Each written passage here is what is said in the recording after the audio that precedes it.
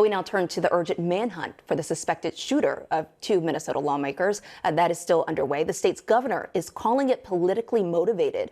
Authorities are on high alert after they say the Senator John Hoffman and State Representative Melissa Hortman were targeted at their homes by this man. Hortman killed along with her husband. Senator Hoffman, we know, is recovering in the hospital. I do want to bring in Minnesota Democratic lawmaker, or Democratic Senator Tina Smith now. Senator, thank you so much for being with us. And I first want to say our condolences to you and everyone in Minnesota. Law enforcement sources say your name was on the list of possible targets. Curious, how concerned are you for your own safety, as we know the suspect is still on the run at this hour? Well, really, all of my focus right now is just the tragedy of losing Melissa Hortman and her husband, Mark, and the violent attack on John Hoffman and his wife, Yvette. This was clearly a politically motivated attack. We could tell from the long list of legislators and other community leaders that were on this list, including my own name, that is exactly what was going on here. So my thoughts are really just devastation at the loss of this incredible Minnesota leader and her husband, and thinking about her family.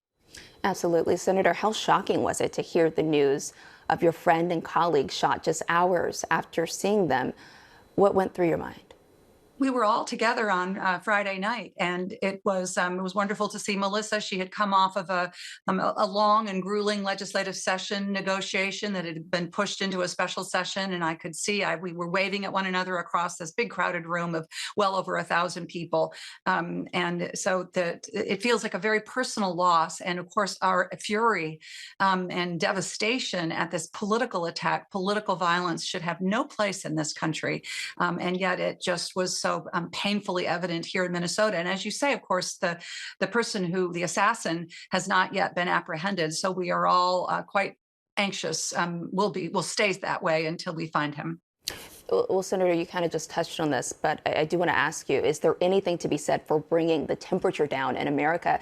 And then what does it say about our country and the current political climate that two lawmakers were shot?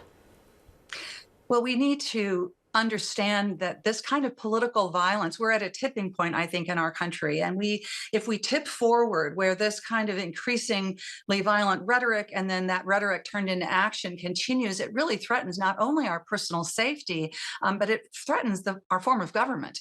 And so we have to move back to a place where we are finding ways of expressing our political differences in ways that don't result in this kind of terrible violence.